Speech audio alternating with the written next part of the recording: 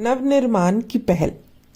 मनुष्य को नवनिर्माण की पहल सर्वप्रथम स्वयं के घर परिवार से करनी चाहिए।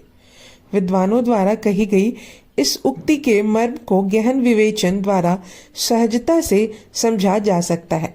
जो विचारिक अथवा सुधारक अपने पारिवारिक सदस्यों को जागरूक करके उन्हें नवनिर्माण के लिए प्रेरित नहीं कर सकता, उससे समाज सुधार की उम्मीद रखना व्यर्थ है।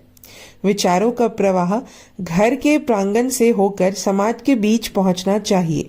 वस्तुतः घर के सदस्य उसके लिए उन जड़ों का काम करते हैं जो नवनिर्माण के समय उठने वाली आंधियों में मजबूती से उसे थामे रहते हैं। बहुविवाह, बाल विवाह, पर्दा प्रथा आदि कुरीतियां से युक्त तत्कालीन भारतीय समाज नारी शिक्षा तथा उसके उत्थान का प्रबल विरोधी था।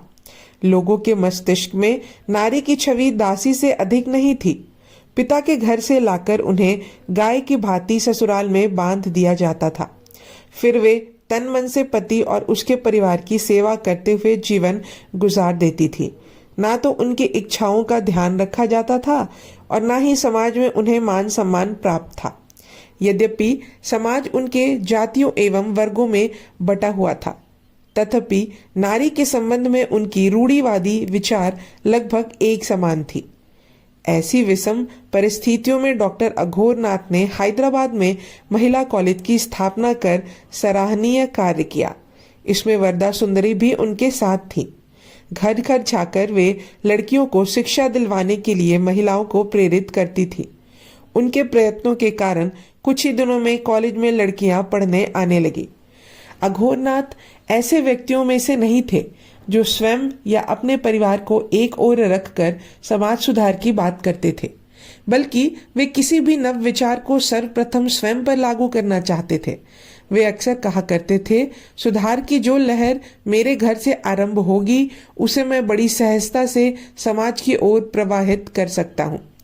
इससे लोगों के सम्मुख एक नया दृष्टिकोण प्रस्तुत होगा।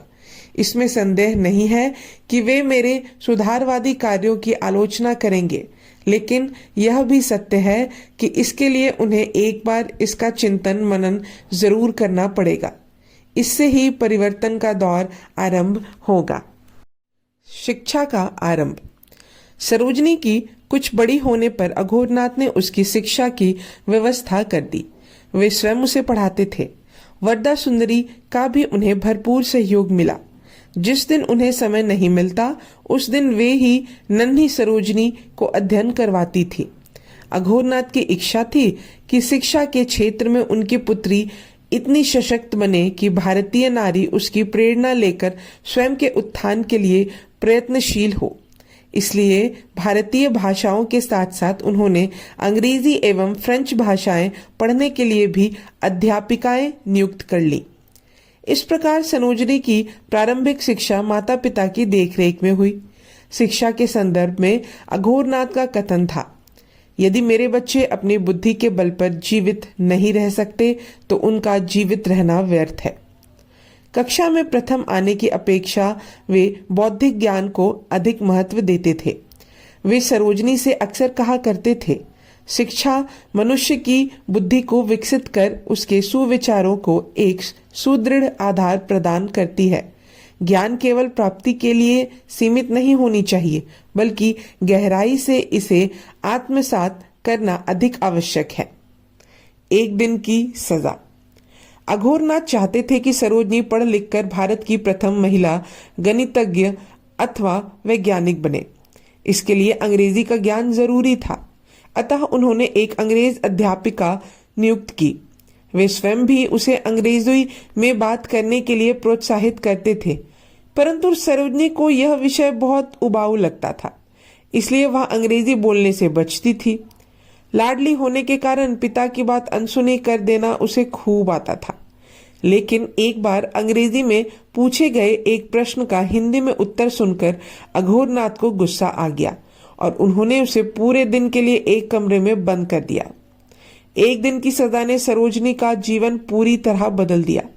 अब वह अंग्रेजी में रुचि लेने लगी। अथक परिश्रम द्वारा जल्दी ही 9 वर्षीय सरोजनी ने इस विषय में महारत हासिल कर ली। लेकिन फिर भी वह अपनी माता से सामान्य बोलचाल की भाषा में ही बात करती थी।